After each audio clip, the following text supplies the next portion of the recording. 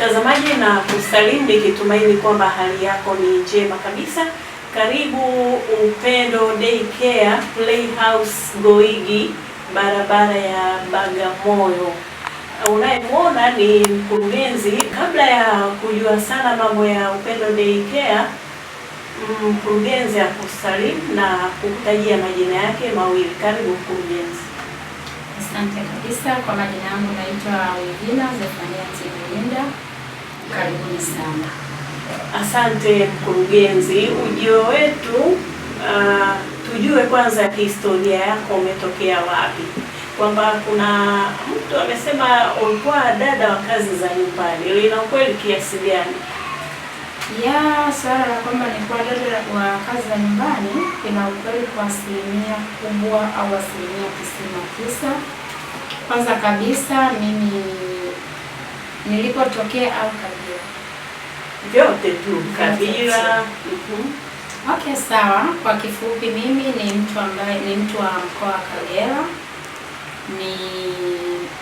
Ni mtu wa mkoa wa Kagera, lakini kwa bahati mbaya uzuri sikukulia mkoa wa Kagera. Nimekulia hapa Dar es Salaam, Gongo la Mboto, nyumbani kwetu hapo Mombasa Mazizini, ambapo nimekulia pale, nimelelewa pale na mpaka umri huu ambao niko nao, ambao nimeingia kwenye maisha yangu binafsi.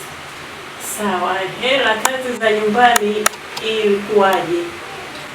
Kazi za nyumbani mpaka kuzifanya, kwanza kabisa mimi ni mtu ambaye katika ukuaji wangu na kusoma kwangu nilipenda sana kazi za watoto. Nilipenda sana kulea watoto, nilipenda sana kuwa na watoto, muda mwingi nilitamani watoto. Kwa hiyo hata katika kusoma kwangu tangu naanza darasa la kwanza mpaka nafika darasa la 7 nilikuwa napenda sana watoto, mpaka kuingia form 1 mpaka form 4 ndoto zangu zilikuwa nifanya kazi na watoto. Kwa hiyo hata nilipohitimu form 4 nilianza kufanya kazi, na baada ya hapo nikawa nasoma chuo kunafanya kazi. Lakini tumeona kwa historia kama hivyo umekuwa dada wa kazi, umezifanya kwa muda gani? Naweza nikasema kwamba nimefanya kazi za ndani maarufu kama nannies au kama house girl au kwa Kiswahili kama mfanyakazi wa ndani, takriban ni miaka, naweza nikaiunganisha ikawa miaka 13, lakini nilikuwa nikifanya kazi tofauti tofauti. Mimi nimefanya kazi ya kwanza kabisa, nimefanya kazi na Wachina ndani ya miaka 2, nikiwa kama mfanya usafi, nikiwa kama mwangalizi wa watoto, yani nikiwa kama house girl wa nyumbani. Na baada ya hapo miaka 2, wale Wachina nilikuja nikaachana nao kwa sababu tofauti, kwa misukosuko ya hapa na pale, lakini kitu ambacho nilijifunza katika maisha ni kuwa down. Kwa hiyo ilikuwa ni kupata muda hata wa kwenda kanisani kumtumikia Mungu ilikuwa ni ngumu sana. Kwa hiyo nilifanya ile kazi takriban ndani ya miaka 2, na wakati huo yani mshahara ulikuwa ni mdogo sana, lakini nilivumilia nikafanya kazi, na bado na hapo nikatoka nikaingia kwa Wajapani, ubalozi wa Japani. Pale nilipoingia kwa Wajapani nilienda kule nikaanza kufanya kazi za usafi, nasafisha nyumba, nafua nguo, napiga deki. Lakini baada ya hapo wao wenyewe walinipenda zaidi, na mimi nilikuwa napenda sana kazi ya kulea watoto. Kwa hiyo kilichosababisha nifanye kazi za nyumbani kwa 100% ni kulea watoto. Sasa ndoto zangu, kila kitu nilikuwa nikiomba Mungu siku moja nije kuwa na kituo, lakini niliona siwezi kuwa na kituo bila kazi ya malezi ya watoto. Inaonekana uliingia sekondari. Kwa nini uliamua uingie kwenye kazi za nyumbani wakati umemaliza kidato cha 4? Na sio kumaliza kidato cha 4 tu, mpaka niliendelea na nikahitimu chuo na niliendelea. Hongera sana. Kwenye kazi za nyumbani kuna changamoto, japokuwa hujafanya kazi na Watanzania. Changamoto ni zipi? Changamoto ni nyingi, lakini pamoja na kuwa kiufupi ni kwamba mimi sijawahi kufanya kazi na Watanzania. Zile za ndani nimezifanya kwa watu weupe, nimefanya kazi na Wajapani, nimefanya kazi na wa Senegal, nimefanya kazi na Wajerumani, nimefanya kazi na Wafaransa, nimefanya kazi na Wahindi, nimefanya kazi na Wachina. Changamoto ni nyingi. Kwanza kwenye changamoto ya kazi ambazo tunakutana nazo kwa watu weupe, unakuta inabidi wewe mwenyewe ujitambue na ujielewe na ujiongeze. kwa sababu unakuta labda unaweza ukaambiwa kwamba mtoto mwenyewe ukapata changamoto, mtoto akakwambia kwamba labda we ni mtu mweusi, mtu ambaye sio mweupe mwenzake. Kwa changamoto zipo nyingi, lakini je, wewe unataka nini na unahitaji nini? Kitu ambacho mimi nilifanya kwenye maisha yangu ni moja hivi, kwa sababu hata mazingira niliyokulia yalikuwa ni mazingira mazuri sana ambayo yana shida yoyote wala hana changamoto yoyote kifamilia, yalikuwa vizuri, lakini mimi nilikuwa natamani sana kufanya kazi za watoto. Kwa hiyo kilichonipelekea mimi kufanya kazi ndani ni kwamba nilikuwa nahitaji kufanya kazi za ndani, kulea watoto. Kwa hiyo ndio maana mimi nilikuwa mfanya usafi, nilikuwa mpigia deki, nilikuwa mfua nguo, hata kama zinafuliwa na mashine, lakini hadi nguo za ndani nimezifua. Watu walinibeza sana, wakaniambia kwa nini unafanya kazi kama hizi? Kwa nini unakuwa house girl? Kwa nini unashika nguo mpaka za ndani? Lakini hawakujua nini nilikuwa nakitafuta nyakati kama hizi au nyakati kama hizo, kufuatana kitu ambacho mimi nilikuwa nimedhamiria nahitaji kufanya. Kwa hiyo hata wakati nafanya kazi za ndani, hakuna ndugu yangu aliweza kujua hata mmoja mimi nafanya kazi gani. Hakuna hata mzazi wangu yoyote ya kufahamu, na wala alikuwa ajui, ndugu zangu wote walikuwa ajui. Kwa hiyo mimi wakati nafanya kazi ubalozi wa Japani, nilikuwa nimejikita sana kwenye kazi za ndani na lea na watoto, na pale ndipo nilipopendwa mpaka nikasomea mapishi kule kwa Wajapani. Baada ya kusomea mapishi kweli nikahitimu, nikapata certificate ambayo naweza nikafanya kazi sehemu yoyote, lakini bado nilipowekwa kwenye mapishi bado nilirudi kuambia mimi nahitaji kazi za watoto. Kwa hiyo bado nikarudi kwenye kazi za watoto, huku nafanya upishi, huku mimi nafanya usafi, huku nafagia nyumba, napiga pasi. Yaani nilifanya kila kazi unayojua ni kazi ya ndani, na huku nikiwa mpishi nilifanya vitu vyote hivyo. Kwa wenzetu sijajua kama kuna changamoto kama kufanya kazi na Tanzania. Kuna zile za kuaminika ama kusadikika kwamba wadada wengi wa kazi wanatembea na baba mwenye nyumba. Kwa upande wako kuzunguka kwa watu weupe, japokuwa kuna Msenegali hapo katikati uliyemtaja, ili lipo huko? Hapana, sijawahi kukutana nalo. Kwanza kitu ambacho nawasikia sana, mtu anaweza akasema kwa nini nasifia ngozi nyeupe? Sifi, lakini siku zote ukweli utasema.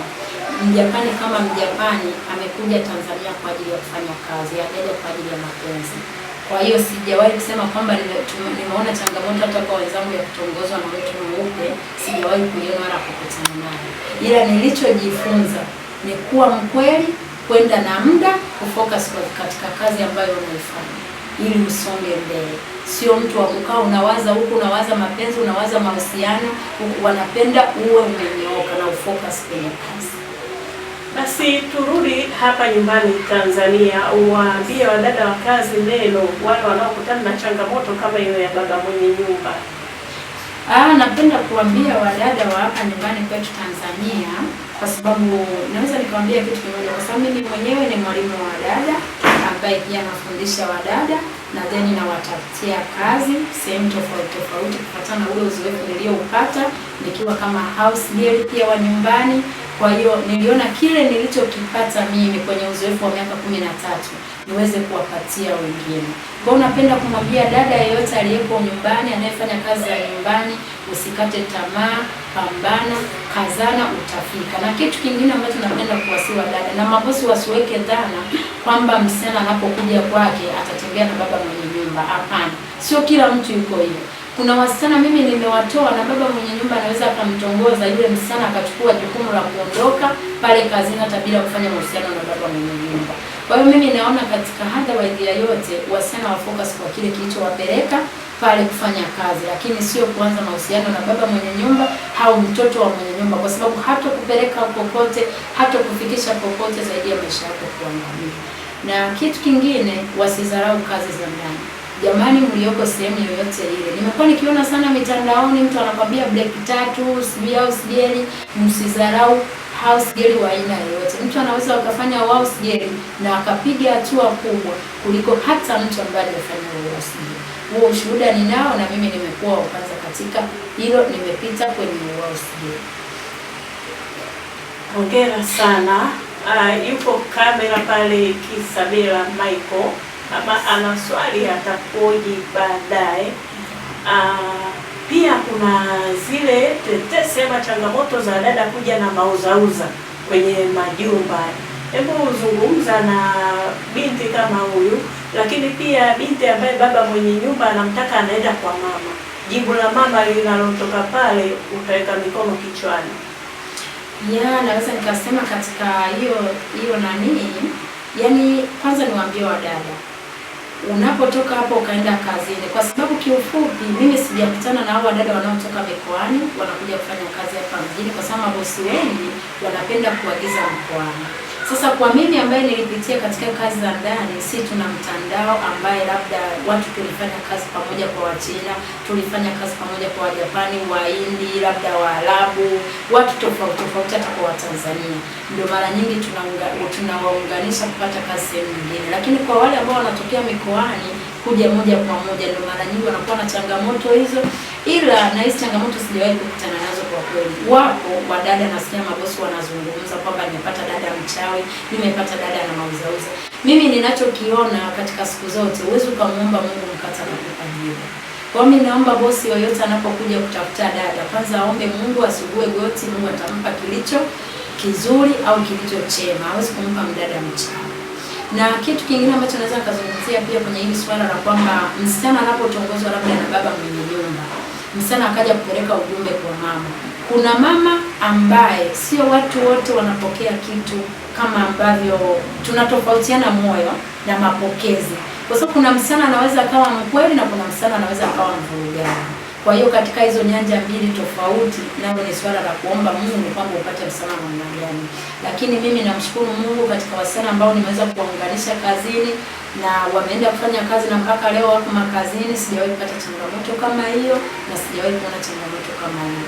Ila na wasihi wa dada, unapoenda kufanya kazi, kama kweli una malengo na unajua utoke usogee sehemu nyingine, nafikiri unaweza ukafanya kile ambacho kinakupeleka kazini. Achana na baba mwenye nyumba. Baba mwenye nyumba hawezi kufikisha sehemu yoyote.